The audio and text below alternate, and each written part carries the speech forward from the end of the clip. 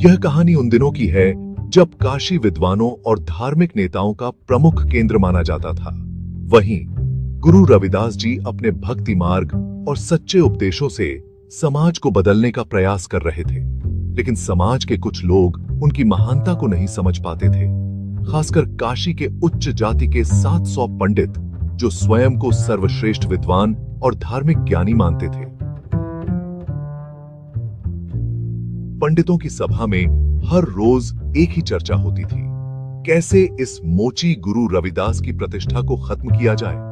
उनमें से एक प्रमुख पंडित ने कहा, यह कैसे हो सकता है कि एक निम्न जाति का व्यक्ति, जिसे शास्त्रों का कोई ज्ञान नहीं है, लोगों को धर्म के बारे में सिखाए। यह तो हमारे सम्मान का अपमान है। दूसरे पंडित ने सहमति जताते हुए कहा, हमें उसे काशी बुलाना चाहिए और उसे शास्त्रार्थ की चुनौती देकर अपमानित करना चाहिए।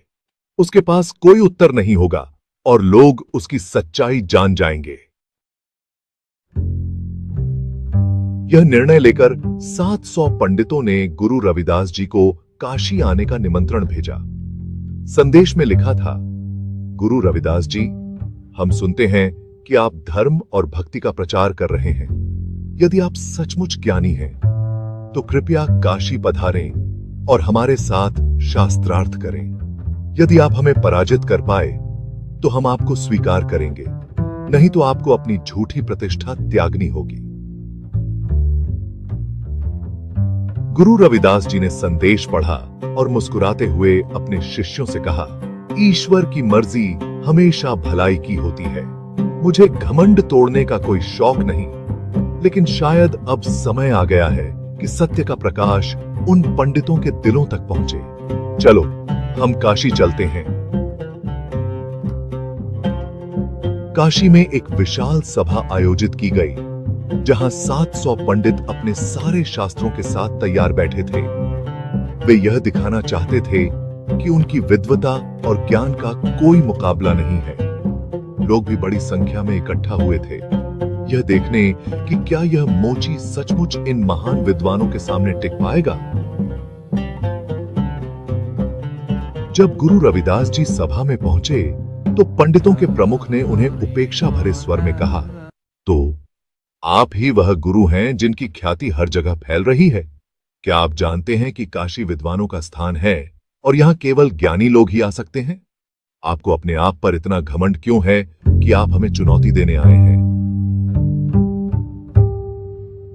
गुरु रविदास जी ने विनम्रता से उत्तर दिया, मुझे किसी प्रकार का घमंड नहीं है महात्माओं। मैं केवल ईश्वर की भक्ति में विश्वास रखता हूं और वही सच्चा ज्ञान है।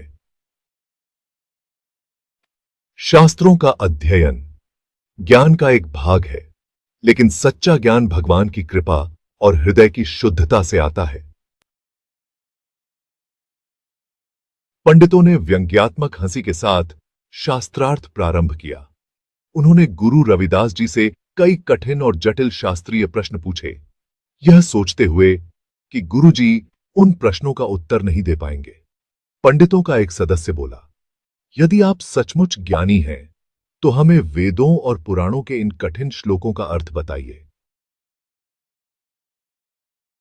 गुरु रविदास जी ने शांति और धैर्य के साथ पंडितों के सभी प्रश्नों का उत्तर दिया, लेकिन उनका उत्तर शास्त्रों से हटकर था। उन्होंने कहा, वेदों और शास्त्रों का अर्थ केवल शब्दों में नहीं होता, बल्कि उनका सच्चा अर्थ तो जीवन के अनुभवों और भक्ति में छिपा है। ईश्वर को पाने का मार्ग सच्चाई और सेवा के माध्यम से है, न कि केवल शास्त्रों के अध्ययन से। गुरु जी की बातों में इतनी गहराई और सच्चाई थी कि 700 पंडित, जो पहले उन्हें अपमानित करने आए थे, अब मौन थे। उनके पास गुरु रविदास जी के उत्तरों का कोई प्रतिकार नहीं था। सभा में एक अद्भुत शांति छा गई। पंडितों का घमंड धीरे धीरे टूटने लगा। उनकी आंखों में असमंजस था, जैसे वे यह समझने लगे हों कि सच्चा ज्ञान केवल पुस्तकों में नहीं, बल्कि आंतरिक अनुभव और भक्ति में है। जैसे ही पंडितों का घमंड टूटा, एक अद्भुत घटना घटी। भगवान की कृपा से एक दिव्य प्रकाश उस सभा में प्रकट हुआ। सभी ने महसूस किया कि यह कोई साधारण सभा नहीं, बल्कि ईश्वर की लीला थी। पंडितों के मुख से केवल एक ही बात निकली, हमने गुरु रविदास जी को गलत समझा। सच्चा ज्ञान वही है जो जीवन को बदल दे, और वह ज्ञान गुरु रविदास जी के पास है।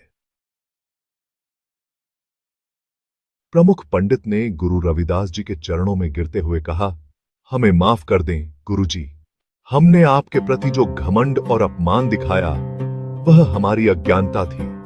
आपने हमें सच्चा मार्ग दिखाया है। अब हम समझ गए हैं कि जाति या वर्ग से कोई बड़ा नहीं होता, बल्कि सच्चाई, प्रेम और भक्ति ही सच्चा मार्ग है।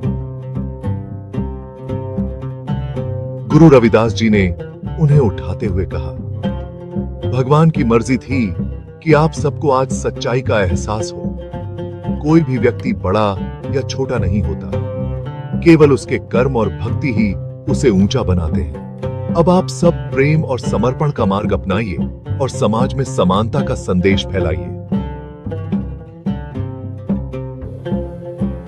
गुरु रविदास जी की यह शिक्षा आज भी समाज के लिए प्रेरणा है। उनका उपदेश हमें बताता है कि घमंड और अहंकार हमें सच्चे मार्ग से भटका सकते हैं, लेकिन जब हम प्रेम, भक्ति और सच्चाई का पालन करते हैं, तभी हमें ईश्वर की सच्ची कृपा प्राप्त होती है। तभी इस घटना ने पंडितों का घमंड चूर चूर कर दिया और उन्होंने गुरु रविदास जी के प्रति अपनी भक्ति और सम्मान प्रकट किया। यह कथा हमें यह सिखाती है कि सच्चाई, सेवा और भक्ति का मार्ग ही सबसे श्रेष्ठ है, और चाहे हम कितने भी ज्ञानी या विद्वान क्यों न हो, घमंड का कोई स्थान नहीं होना चाहिए।